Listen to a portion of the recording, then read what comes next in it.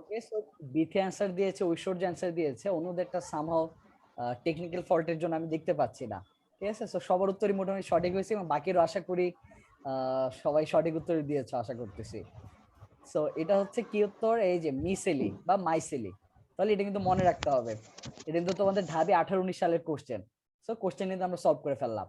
দেন next আরেকটা কোশ্চেনে যে এটা আশা করি একটু ট্রিকি হবে তোমাদের জন্য, বাট অনেক সহজ। আচ্ছা, তো এই যে এখানে দেখো, নিচের কোনটি ঝিল্লিবিহীন অঙ্গাণু, নিচের কোনটি ঝিল্লিবিহীন অঙ্গাণু, সবাই আবার উত্তর দিয়ে দাও। Mitochondria, plastid, ribosome, lysosome. এখন আমাকে অ্যান্সার দিতে পারবা সবাই, ডিরেক্ট আমাকে অ্যান্সার দিতে পারবা, সমস্যা নেই। প্রকৃতি একটু পরে কোশ্চেনটা নিচ্ছি, সবাইকে অ্যান্সারটা দিয়ে নেই। ওকে, নিচের কোনটি ঝিল্লিবিহীন অঙ্গাণু, জাস্ট সূত্রটা মনে করার চেষ্টা করো, সবার অ্যান্সার চলে আসার কথা। আচ্ছা, ঐশ্বর্য বলছে অপশন সি, অন্যদের কি মনে হয়?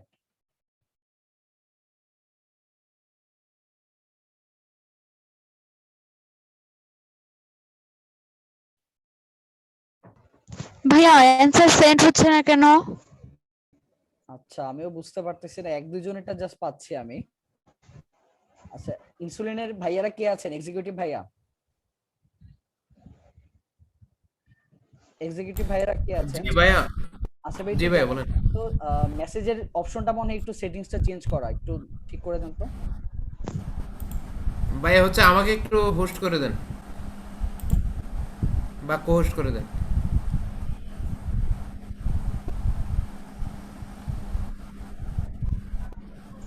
আচ্ছা, হ্যাঁ, করে দেওয়া হয়েছে। আচ্ছা ওকে ভাই, অনলি হোস্ট। এভরিওয়ানটা অনলি অনলি হোস্ট। হোস্ট দিয়ে দিয়েছি ভাই, শুধু আপনি দেখতে পারবেন এখন আপনি। আচ্ছা আচ্ছা, ঠিক আছে, তাহলে এখন আপনি সবাই আবার একটু দিয়ে দাও মেসেজটা, সবাই আবার একটু মেসেজটা দিয়ে দাও কষ্ট করে। তাহলে হচ্ছে 1260। আচ্ছা, সবাই আবার একটু মেসেজটা দিয়ে দাও। হ্যাঁ, এখন দেখতে পাচ্ছি মেবি আমি। এই তো এখন সবারটা চলে আসছে একবারে। ওকে, সাবিহা, তারপর ঐশ্বর্য দিয়েছিল আগে, আবার দিয়েছে আদনান এহসান। ওকে, থ্যাংক ইউ, সবারটাই মোটামুটি সঠিক হয়েছে। সো এটা সূত্রটা কি ছিল আমাকে একজন বলে ফেলো তো, যে আমরা মনে মায়ের পাগল ভাই। একজন একজন জি বলো, পরে ডেসক্রাইব করে ফেলো। মায়ের পাগল এটি হলো এন্ডোপ্লাজমিক রেটিকুলাম, পর্যায়ে হলো পাঁচটি পারোক্সিজম, আর গতে গোলজি প্রোটি, গ্লাইকোজেন, গ্লাইঅক্সিজম, হচ্ছে লাইসোজোম আর আর কোষগহ্বর। কোষগহ্বর। আচ্ছা, আমি যেটা দেখতে পাইছি যে প্রকৃতি, ঐশ্বর্য আর সাবিহা তিনজনের মধ্যে একদম মারামারি অবস্থা, কে কার আগে উত্তর দিবে। তো খুবই ভালো লাগছে জিনিসটা, যে সবার আসলে চেষ্টা থাকা উচিত। সো আমি আরেকবার তাইলে বলে দিই, খুবই ইম্পর্টেন্ট কিন্তু এটা, কিন্তু তোমাদের medical question, due question. So মা এর পাগল ভাই, মাইটোকন্ড্রিয়া, এন্ডোপ্লাজম রেটিকুলাম, পা দিয়ে দুইটা, প্লাস্টিড পারোক্সিজম, গ দিয়ে দুইটা, গলগি বডি, গ্লাইঅক্সিজম, লয় দিয়ে হচ্ছে লাইসোজোম, ভাই এটা দিয়ে হচ্ছে ভ্যাকিউল বা কোষ গহ্বর। ওকে, সো এর বাদে যা যা আছে সব হচ্ছে ঝিল্লিবিহীন অঙ্গাণু। দেন আমরা আরেকটা কোশ্চেন একটু সলভ করি, দেখি তোমাদের মনে আছে কিনা।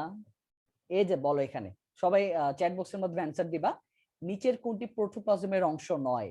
অপশন এ কোষঝিল্লি, option B cytoplasm, option C nucleus, option D কোষ প্রাচীর। দেখি মাথায় আছে কিনা আজকের পড়া।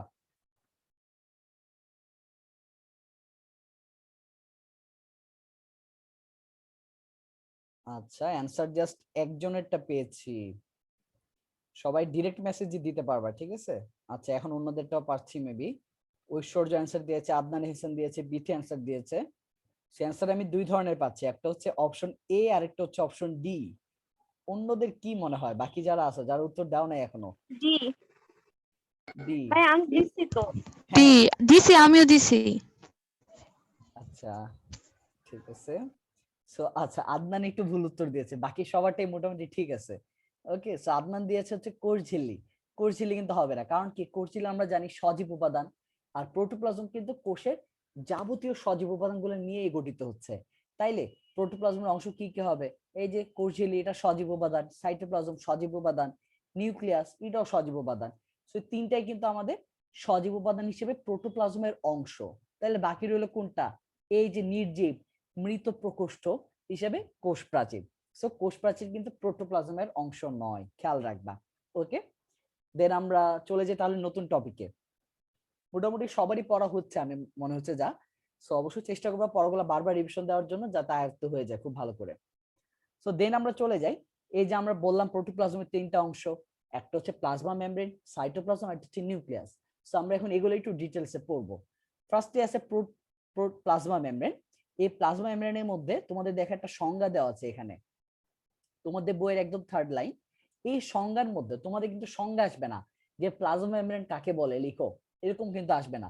বরঞ্চ কি চলে আসতে পারে, এই যে এখানে যে অনেকগুলো বৈশিষ্ট্য দেওয়া আছে, এই বৈশিষ্ট্যগুলো থেকে তোমাদের এমসিকিউ চলে আসতে পারে। তাহলে দেখো তো আমাদের প্লাজমা মেমব্রেনের বৈশিষ্ট্য কি কি? সূক্ষ্ম, স্থিতিস্থাপক, বৈষম্যভেদ্য, লিপোপ্রোটিন দ্বারা গঠিত। সো এগুলো হচ্ছে আমাদের মূলত প্লাজমা মেমব্রেনের বৈশিষ্ট্য।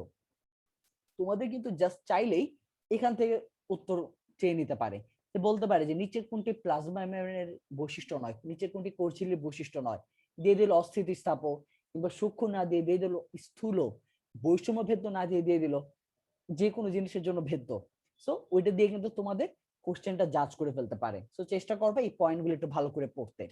দেন এই প্লাজমা মেমব্রেনের বেশ কয়েকটা নাম রয়েছে। কি কি নাম দেখো, এই যে আমাদের পরের লাইনে জাস্ট 2 লাইন গ্যাপ, পরের লাইনে বলা আছে প্লাজমা লেমা, সাইটোমেমব্রেন, প্লাজমা লেমা, সাইটোমেমব্রেন, এবং 1 লাইন গ্যাপ দিয়ে দেখো বলা হয়েছে বায়োমেমব্রেন। তাহলে কি কি নামে একে ডাকা হয়? প্লাজমা লেমা, সাইটোমেমব্রেন, বায়োমেমব্রেন, প্লাজমা লেমা, সাইটোমেমব্রেন, বায়োমেমব্রেন, এটা কিন্তু মাথায় রাখতে হবে। দেন কয়েকটা কথা বলা আছে যে এই যে ঝিল্লিটা বাইরে দিয়ে তো আমরা নর্মালি দেখতে পাই যে একদম স্ট্রেইট থাকে, বাট কিছু ক্ষেত্রে এগুলো ভাঁজ ভাঁজ হয়ে যেতে পারে। যেমনটা এই যে আমরা এই চিত্রের মধ্যে দেখতে পাচ্ছি যে এই যে দেখো বাইরে দিয়ে আমার কোষ ঝিল্লিটা ছিল, এই যে এটা হচ্ছে আমার কোষ ঝিল্লি, মোটামুটি স্ট্রেইট ছিল, হঠাৎ করে এখানে গিয়ে একটু ভাঁজ হয়ে গেছে। সো এরকম ভাঁজ হয়ে যেতে পারে। এই ভাঁজগুলোকে বলা হয় মাইক্রোভিলাই। মাইক্রোভিলাই খেয়াল রাখবা। এবং এই মাইক্রোভিলাই গুলা যদি অনেক বেশি ভাঁজ হয়ে যায়, যে এখানে দেখো অনেক বেশি ভাঁজ, অনেক বেশি প্রমিনেন্ট একটা ভাঁজ হয়ে গেছে, ভাঁজ হয়ে আবার দেখো এই প্রমিনেন্ট ভাঁজটা আলাদাও হয়ে গেছে। সো এই ক্ষেত্রে এগুলাকে বলা হবে পিনোসাইটিক ফুসকা। তাহলে মনে রাখবা কোষ ঝিল্লিটা সব জায়গায় আসলে সোজা থাকে না, কিছু জায়গায় ভাঁজযুক্ত হয়ে যায়। সে ভাঁজযুক্ত অবস্থায় কোষ ঝিল্লিটাকে বলা হচ্ছে পিনোসাইটিক, মেইনলি বলা হচ্ছে মাইক্রোভিলাই।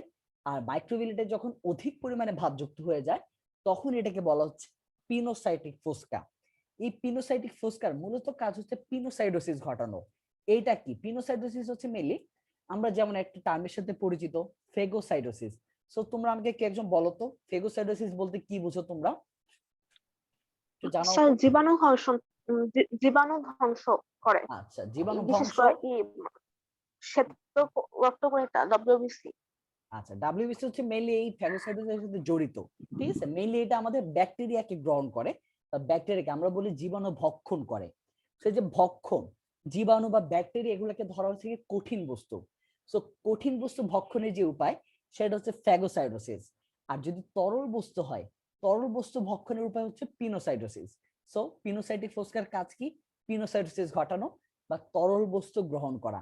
আশা করি মনে থাকবে। ঠিক আছে, এতটুকু মনে রাখবা। দেন আমরা চলে আসি খুবই ইম্পর্টেন্ট কয়েকটা টপিক তোমাদের সিকিউর জন্য, সৃজনশীলে খুব র্যান্ডমলি কোশ্চেন হয় এই জায়গা থেকে, যে এই যে আমরা প্লাজমা মেমব্রেন বা কোষ ঝিল্লির কথা বলতেছি, এটার গঠনটা কেমন হবে। অনেক বিজ্ঞানী তো গবেষণা শুরু করে দিয়েছিলেন, বাট গবেষণা আসলে সর্বপ্রথম একটা গ্রহণযোগ্য মতবাদ দিয়েছিল কে? দিয়েছিল বিজ্ঞানী ড্যানিয়েল এবং ড্যাপসন। বিজ্ঞানীর নামটা very very very very important, বিজ্ঞানী ড্যানিয়েল এবং ড্যাপসন। এই যে দেখো নামটা, বিজ্ঞানী ড্যানিয়েল এবং ড্যাপসন। এবং ওনাদের মডেলটাকে বলা হলো স্যান্ডউইচ মডেল। সো কেন স্যান্ডউইচ বলা হয়েছে? এই যে দেখো তো কার কার জিভে জল চলে আসছে, কার কার জিভে পানি চলে আসছে স্যান্ডউইচ দেখে? কারো কি পানি আসে নাই?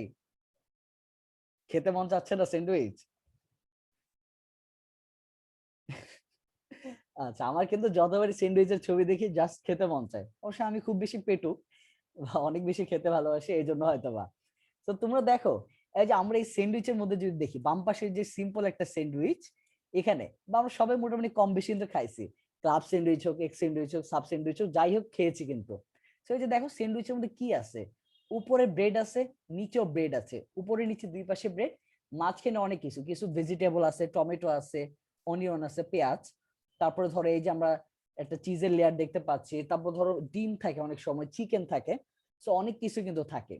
সো আমাদের এই যে ডেনিয়েল এবং ড্যাপসন যে স্যান্ডউইচ মডেলটা দাঁড় করালেন, তাদের মডেলটা না অনেকটা আমার এই বাম পাশের এই স্যান্ডউইচটার মতো, যে উপরে এবং নিচে ব্রেড আছে, মাঝখানে বেশ কিছু জিনিস থাকে। সো তাদেরটাকে কেন স্যান্ডউইচ মডেল বলা হলো, বিকজ এই যে দেখো আমাদের বাম পাশের যে ফিগারটা, এই যে বাম পাশের ফিগার দেখো, একদম উপরে আছে হচ্ছে প্রোটিন এবং নিচেও আছে প্রোটিন, তাহলে প্রোটিন স্তর উপরে এবং নিচে আছে, যেমনটা আমার ছিল স্যান্ডউইচের মধ্যে, উপরে ছিল ব্রেড, নিচেও ছিল ব্রেড, এবার মাঝখানে যে এগ ছিল, চিকেন ছিল, অনেক কিছু ছিল, ওইগুলোর জায়গা দখল করলে এখানে দেখো লিপিড স্তরটা, তাইলে এই জন্যই কিন্তু এটাকে বলা হয়েছে স্যান্ডউইচ মডেল।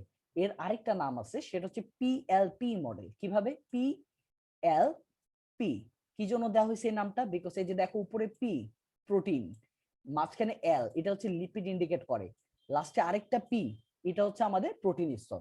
সো তোমাদের অনেক সময় কোশ্চেন করে ফেলে যে সর্বপ্রথম কোন বিজ্ঞানী পিএলপি মডেল দাঁড় করা, তাহলে কি কি হবে উত্তর? বিজ্ঞানী ড্যানিয়েল আর ড্যাপসন। ওকে, সো এখন আমরা মোটামুটি পিএলপি এটা বুঝে গেলাম। সো এখন আর বাকি রইল আমাদের লিপিড স্তর, এটাকে আমরা আবার এই যে ডানে দেখো একটু ভেঙে নিয়ে আসছে, সো এখানে বলতেছি এর নামকরণ করে দিয়েছি এক্সট্রা ভাবে, ফসফোলিপিড বাইলেয়ার। তার মানে নামটা শুনে কি বুঝতেছো? ফসফেট আছে, লিপিড আছে, আবার বাইলেয়ার। বাইলেয়ার মানে এটা কি? বাই শব্দটা তোমরা যত জায়গায় পাবা বুঝবা দুই ইন্ডিকেট করা হচ্ছে, যেমনটা ছিল মনো, মনো যত জায়গায় পেতা তোমরা সব জায়গায় কি দেখেছো? সিঙ্গেল ইন্ডিকেট করা হয়েছে। ঠিক তেমনি বাইলেয়ার, এটাতে দুইটা লেয়ার ইন্ডিকেট করা হয়, যেমন এই যে এখানে আমরা পাচ্ছি দুইটা লেয়ার, এই যে লিপিডের দুইটা লেয়ার, একটা লেয়ার দুইটা লেয়ার, এর জন্য এটার নাম হচ্ছে বাইলেয়ার, ফসফোলিপিড। সো এখানে কি ধরো এই যে আমরা যে গঠনটা দেখতে পাচ্ছি, এই গঠনের মধ্যে মূলত দেখা যায় এমন একটা গোল মাথা থাকে আর এরকম দুইটা সরু লেজ থাকে প্রত্যেকটার মধ্যে। তো যে মাথাটাকে বলা হচ্ছে ফসফেট হেড, ডিরেক্ট মুখস্থ করে ফেলো, মাথাটা হচ্ছে ফসফেট হেড, আর এই যে লেজের মতো যেটা, এটাকে বলা হচ্ছে ফ্যাটি অ্যাসিড টেল, ফ্যাটি অ্যাসিড টেল। ওকে, তো এই যে ফসফেট হেড, এটার মধ্যে তোমাদের মনে রাখতে হবে যে কোনটা পানি আকর্ষী, কোনটা পানি বিকর্ষী। তো যদি আমাদের বডির কথা বলি, আমরা পানি খাই কোন দিক দিয়ে? মুখ দিয়ে খাই, তাইলে এই যে মুখ কোথায় আছে? মাথার মধ্যে আছে, কাজে মাথাটা কি পানি আকর্ষী না? পানি আকর্ষী। কিন্তু ঠিক তেমনি এই যে ফসফেট হেড, ওই মাথার সাথে মিল রেখে তোমরা মনে রাখবা যে ফসফেট হেড এটা হচ্ছে পানি আকর্ষী, বা আমরা এটাকে বলতেছি হাইড্রোফিলিক। ঠিক আছে, এই যে দেখো হাইড্রোফিলিক। সো হাইড্রোফিলিক কি ইন্ডিকেট করে? হাইড্রো, এটা দিয়ে ইন্ডিকেট করা হচ্ছে পানি, আর এই যে ফিলিক, এটা অনেকটা ধরো আমাদের কি বলি যে তার দেখে ফিল কাজ করে, যে বাবা মা আমাদেরকে অনেক বেশি ফিল করে, তার মানে কি? তার আমাদেরকে ভালোবাসে, আমাদের প্রতি একটা আকর্ষণ ফিল করে। সো ঠিক তেমনি এই ফিল, এটা দিয়ে ওইটা ইন্ডিকেট করা হয় যে পানির প্রতি আকর্ষণ। সো এই যে ফসফেট হেড, এটা হচ্ছে পানি আকর্ষী বা হাইড্রোফিলিক। অন্যদিকে যে ফ্যাটি অ্যাসিড টেলটা আছে, এটাকে আমরা বলতেছি পানি বিকর্ষী বা হাইড্রোফোবিক। ফোবিক মানে কি? ধরো এই যে এই জিনিসটার মধ্যে আমার ফোবিয়া কাজ করে, পরীক্ষার প্রতি আমাদের ফোবিয়া কাজ করে, সবারই কম বেশি ফোবিয়া কাজ করে, সেটা ইনসুলিনের পরীক্ষা হোক আর কলেজে পরীক্ষা হোক, যে সবাই চায় যে পরীক্ষাটা না দিয়ে থাকতে পারলে বাঁচা যেত। কিন্তু এখন তোমাদের কোনো পরীক্ষা নাই, এইচএসসি নাই, কলেজে সিরিয়াস কোনো পরীক্ষা নাই, তো সবাই খুব শান্তিতে আছো। আবার যদি বলে যে এক সপ্তাহ পরে একটা পরীক্ষা হবে, মাথা একদম মনে হয় বাজ ভেঙে পড়লো। ঠিক আছে, সো ওইটার সাথে একটু মিল রেখে মনে রাখবা যে এটা হচ্ছে হাইড্রোফোবিক, মানে পানির প্রতি একটা ফোবিয়া কাজ করে।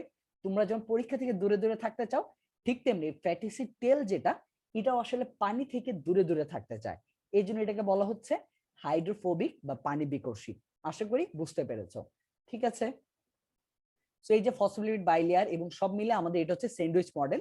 তোমাদের সৃজনশীলে স্যান্ডউইচ মডেল থেকে ডিরেক্ট কোশ্চেন খুব একটা করে না, বাট তোমাদের একটা কোশ্চেন হয় কোষ প্রাচীর এবং কোষ ঝিল্লির মধ্যে পার্থক্য লিখো, তখন তোমাদের এই যে কোষ ঝিল্লির যে গঠনটা আছে, এই গঠনটা এটা তোমরা দিয়ে দিতে পারলে চিত্রটা, তোমাদের আঁকাটা অনেক বেশি সহজ, টাইম কনজিউম কম করে এবং তোমাদের নাম্বার পাওয়ার জন্য তোমাদের হেল্পফুল হবে।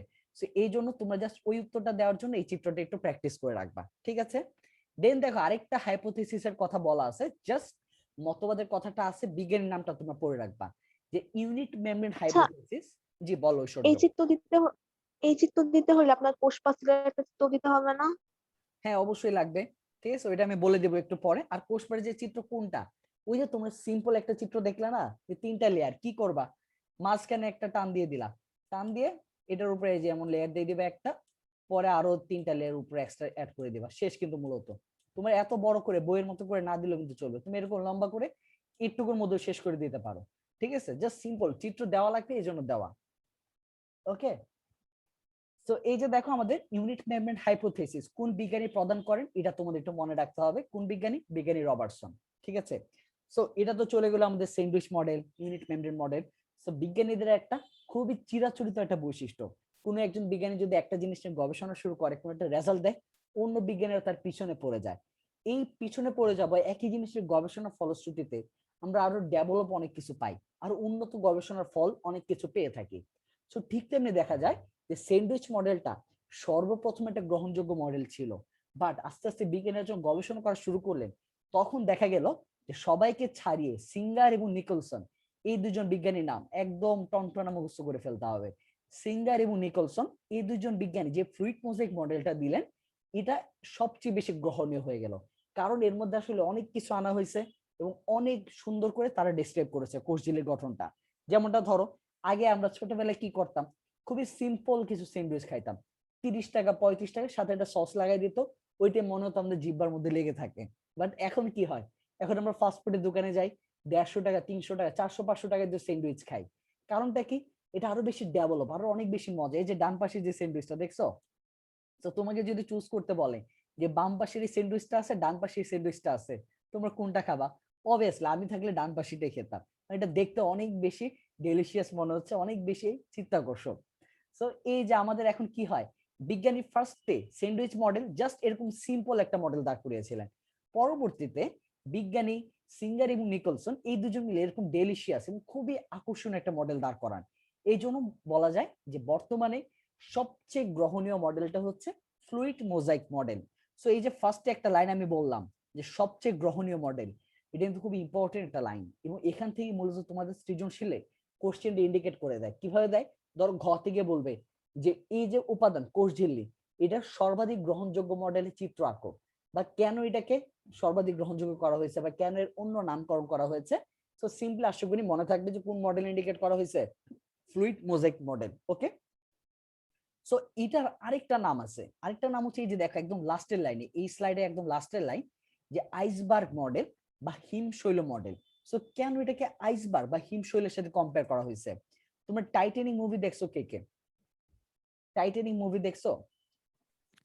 হ্যাঁ কি ভাইয়া? জি আচ্ছা, নুজাত দেখছে, সাবিহা সবাই দেখছে, ছেলেরা মনে হয় দেখে নাই। অনেক দেখি ভাই। আচ্ছা, লাস্টের দিকে কি মনে হয় যে নায়ককে কষে একটা থাপ্পড় মারতে মারতে প্রচুর। মনে হয় এত প্রেম দিয়ে কি করবে, আগে বাঁচক, দুইটা কিন্তু বাঁচতে পারতো চাইলে।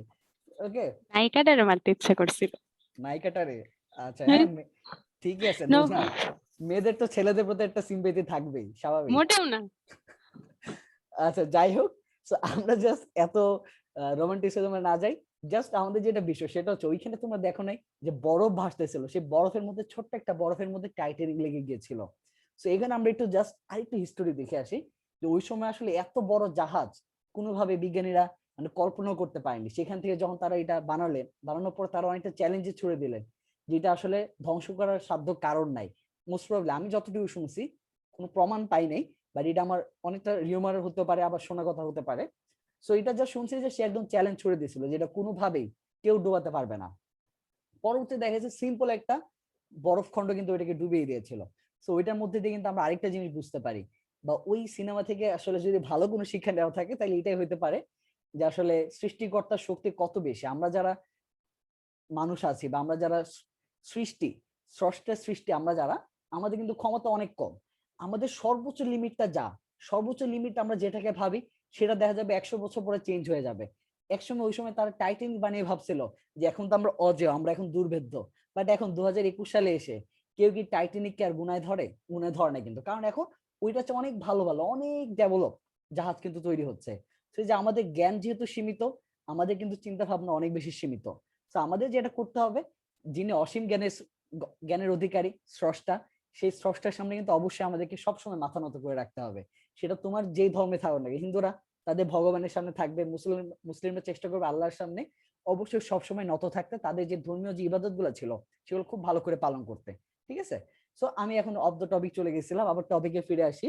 তো ওই যে বরফটা দেখছিলা তোমরা, ওই বরফটা কি পুরো পানি জুড়ে ছিল? পুরো পানি জুড়ে কিন্তু ছিল না, ছিল অল্প অল্প করে।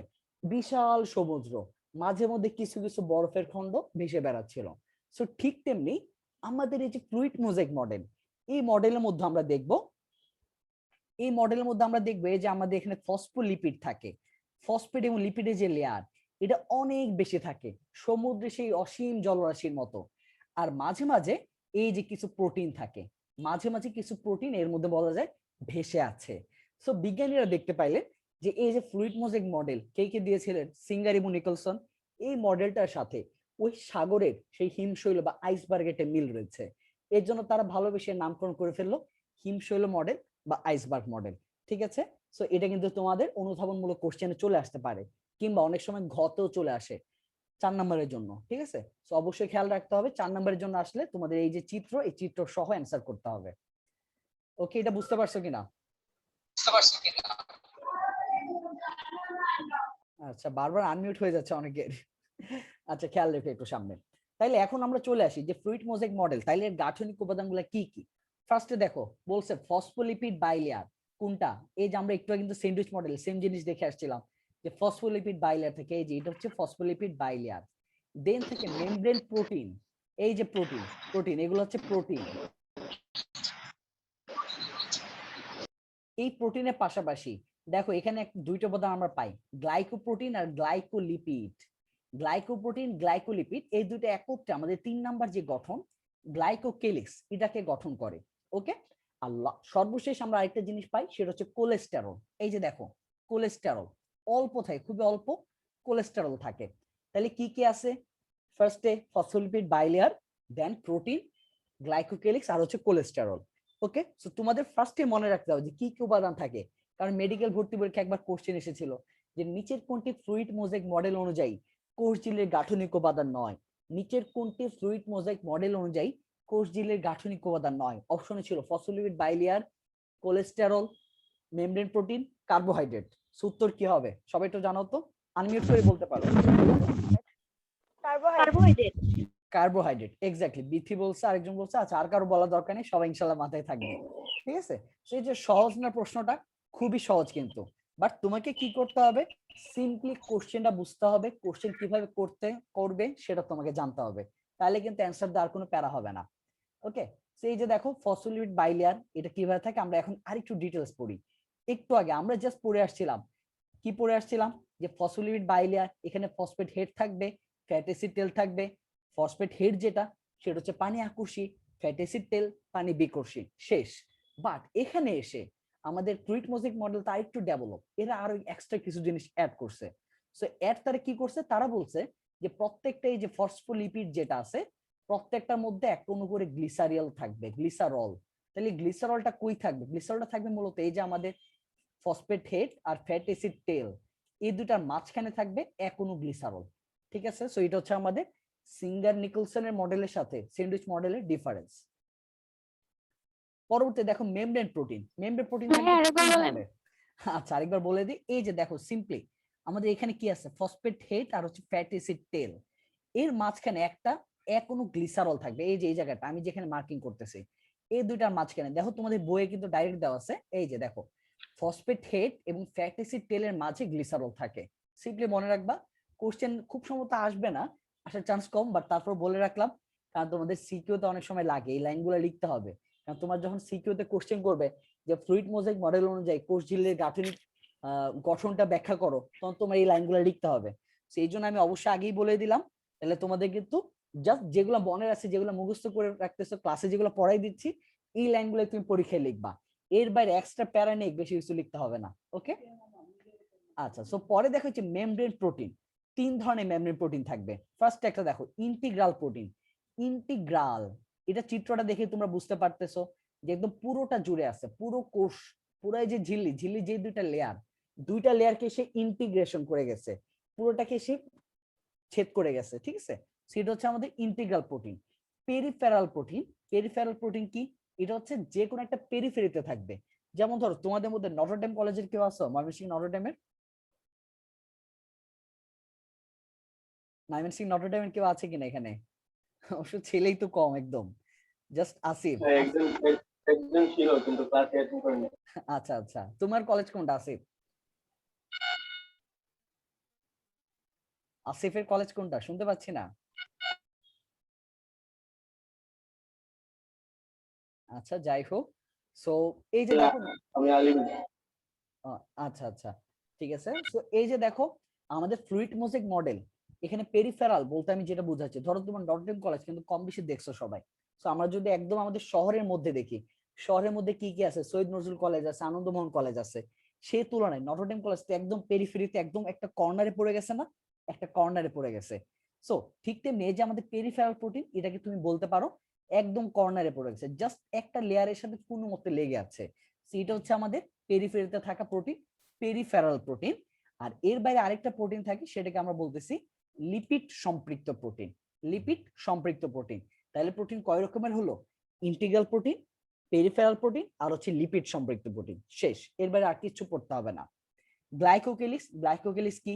এই যে তোমাদের দুইটা উপাদান চিত্রের মধ্যে দেখা যাচ্ছে, গ্লাইকোপ্রোটিন আর হচ্ছে গ্লাইকোলিপিড, এই দুইটাকে মিলিতভাবে একত্রে বলা হচ্ছে গ্লাইকোকেলিক্স। ঠিক আছে, মনে থাকবে আশা করি, সঙ্গে কিন্তু চলে আসবে কতে যে গ্লাইকোকেলিক্স কাকে বলে। গ্লাইকোপ্রোটিন এবং গ্লাইকোলিপিড দুইটাকে মিলিতভাবে বা একত্রে বলা হয় গ্লাইকোকেলিক্স। এছাড়া 4 নম্বরে আমার আরেকটা পয়েন্ট ছিল কোলেস্টেরল। তো কোলেস্টেরলটা মনে রাখবা যে সাধারণত তোমরা কোথায় কোলেস্টেরলের কথা কোথায় শোনো, কোন জিনিসটা বিজ্ঞাপনে কোলেস্টেরলের কথা সবচেয়ে বেশি শোনো বলো তো আমাকে? তেলের।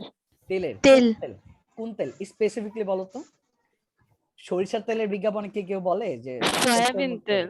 না, সয়াবিন তেল। আচ্ছা সয়াবিন তেল।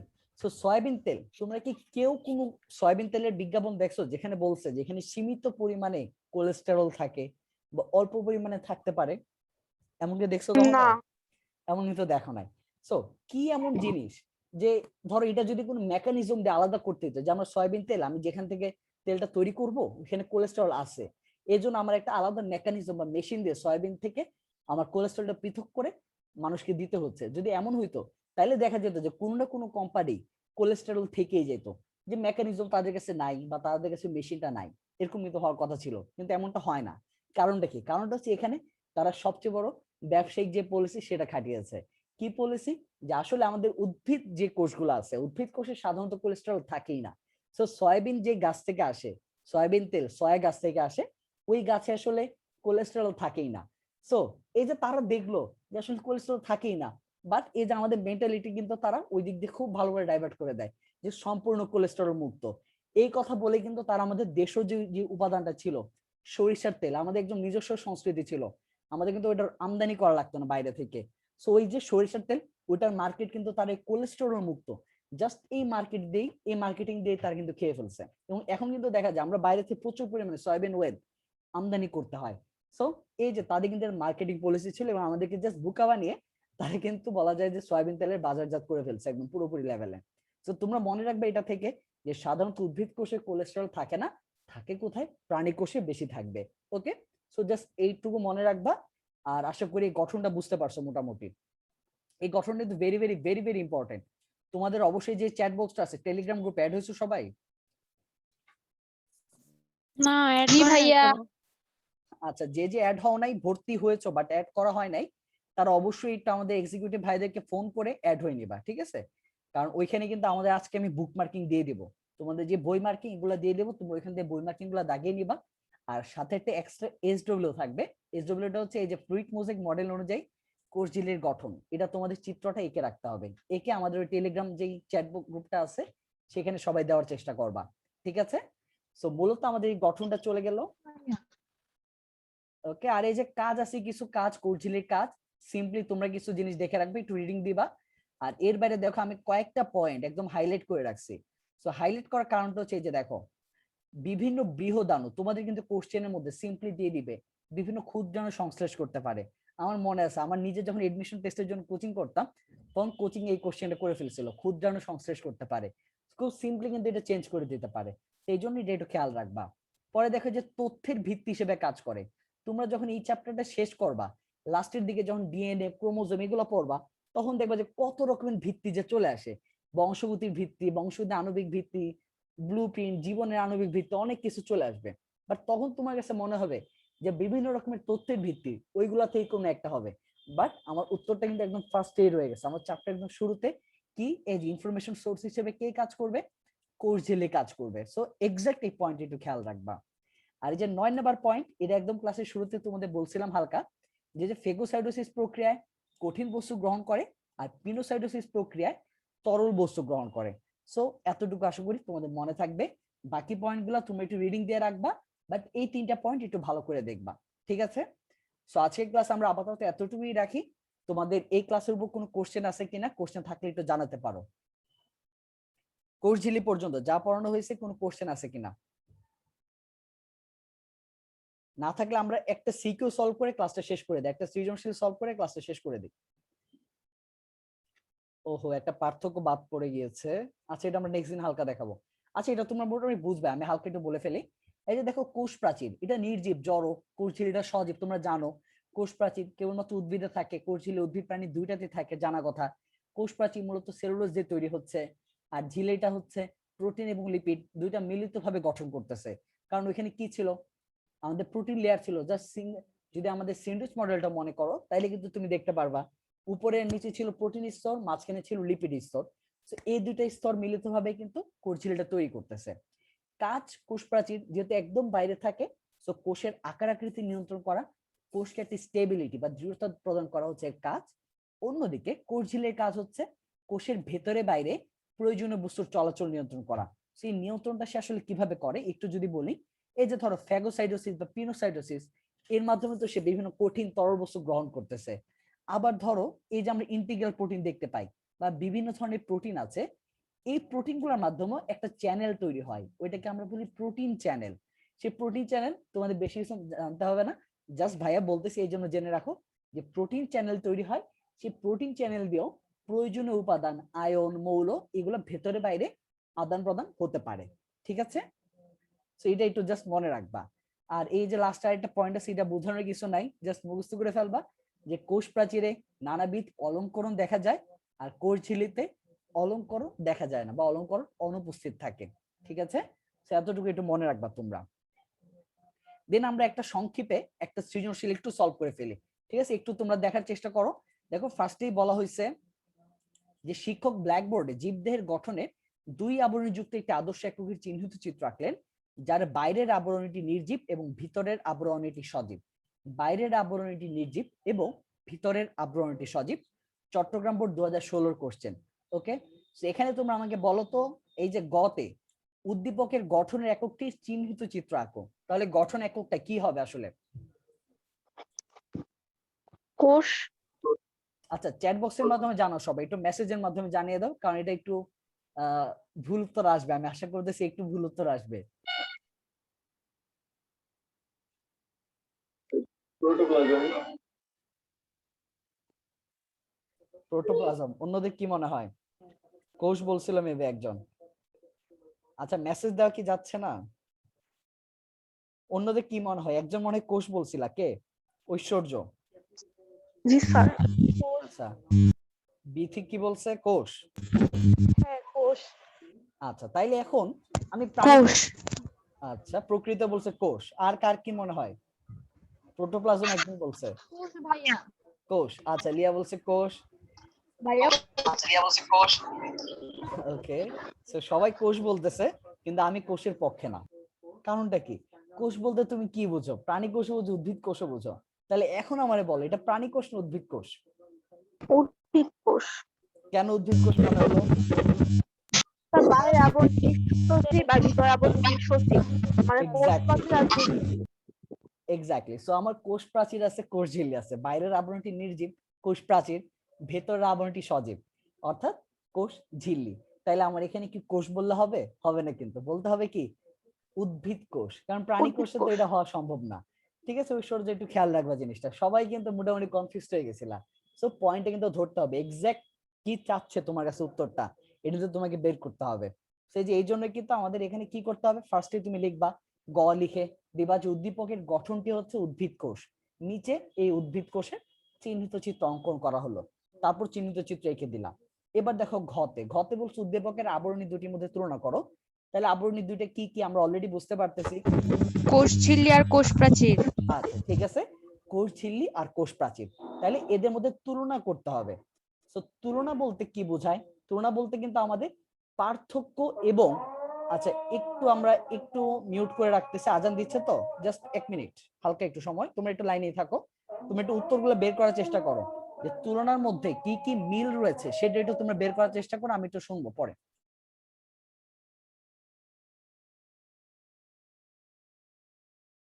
সো এই যে দেখো এখানে উদ্দীপকের আবরণী দুটির মধ্যে তুলনা করো, তাহলে পার্থক্য কি কি হবে? তোমরা কিন্তু একটু আগে মাত্র পড়ে ফেললা যে পার্থক্য কি কি আছে। সো এর বাইরে আমাকে একটু বলো তো সাদৃশ্য কি কি থাকতে পারে? তাইলে তুলনা যেহেতু বলছে, সাদৃশ্য বৈসাদৃশ্য দুইটাই দিতে হবে। সাদৃশ্য কি কি হতে পারে? আনমিউট করে বলো, কার কি মনে হয় সাদৃশ্য কি কি আছে, মিল কি কি আছে?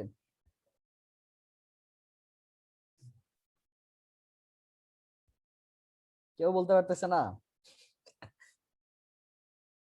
সবাই একটু ভাবো, কি কাজ করে সে? তোমরা জাস্ট কোশ্চেনের দিকে একবার তাকাও তো, একটা সাদৃশ্য পাও কিনা দেখো তো। কোশ্চেনের দিকে তাকিয়ে আমার স্লাইডটা দেখো, দেখো কোন একটা সাদৃশ্য পাচ্ছ কিনা। ভাইয়া একটা নির্জীব আর একটা সজীব। এটা তো বৈসাদৃশ্য চলে আসলো দ্বিতীয়। দুইটাই দুরাবরণী যুক্ত।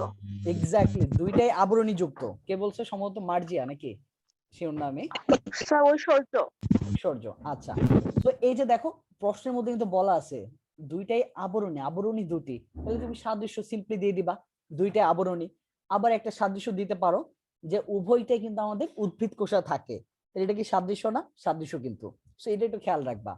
আর এখানে কিন্তু আরেকভাবে কোশ্চেন চলে আসতে পারে, ওটা একটু বলে রাখি, যে ধরো এখানে জাস্ট কোশ্চেন করলো যে দুইটার মধ্যে পার্থক্য লিখো বা বৈসাদৃশ্যগুলো বিশ্লেষণ করো, তখন কিন্তু তোমার জাস্ট এই যে পার্থক্য আছে 5টা, এই 5টা পার্থক্য দিলে কিন্তু হবে না, শুধু পাশাপাশি তোমার চেষ্টা করতে হবে ওই চিত্রটা একটু দিয়ে দেওয়ার জন্য। কারণ নাইলে আমরা 5টা পার্থক্য কত নাম্বারের জন্য অ্যান্সার করি। তুমি যদি খাতা দেখো, আমি যদি 5টা পার্থক্য লিখে দিয়ে আসি, তুমি কি 5-এর মধ্যে আমাকে 4-এর মধ্যে 4 দিবা? দিবা না কিন্তু। কত দিবা? বলবো যে আরে সে তো স্টুডেন্ট, খুব খারাপ, 2 নাম্বারের জন্য 5টা অপশন লিখছে, 5টা পার্থক্য দিয়েছে, সো 2 দিয়ে কিন্তু আমাকে উড়াই দিবা। বাট এখানে তাহলে আমার করণীয়টা কি? আমার নাম্বার বাড়াইতে হবে। কি করবো তাহলে আমি এক্সট্রা? এই যে চিত্রের কথা বলছিলাম, কোষ প্রাচীর আর কোষ ঝিল্লি, সহজ সহজ কিছু চিত্র তুমি দিয়ে দিবা, একটা একটা চিত্র দিয়ে দিবা, তাহলে কিন্তু টিচারের কাছে অটোমেটিক্যালি তোমার মার্কস বেড়ে যাবে। এবং তুমি বাকি লাইনগুলো আসলে তোমার বাকি যে পাঠ্যগুলো লিখছো ওগুলো ঠিক আছে না ভুল আছে ওইগুলো টিচার দেখবে না, যখন দেখবে তোমার চিত্রটা আছে, কারণ তখন চিত্র দেখে টিচার বুঝে যাবে বেশিরভাগ ক্ষেত্রে যে হ্যাঁ স্টুডেন্ট পড়ালেখা করছে এই জন্য চিত্র আঁকতে পারছে। সো তুমি কিন্তু অনেক বেশি অ্যাডভান্টেজ পাবা এবং ফুল মার্কস পেতে সক্ষম হবা। সো অবশ্যই চেষ্টা করবা চিত্রটা দিয়ে দিতে। সো এই সৃজনশীলতা সবাই বুঝতে পারছো তো? আমাদের চট্টগ্রাম বোর্ড 2016 কোশ্চেন, সো তোমাদের সময় কিন্তু চলে আসতে পারে, খেয়াল রাখবা। সো আশা করি আজকের ক্লাসের উপর আর কারো কোনো কোশ্চেন নেই।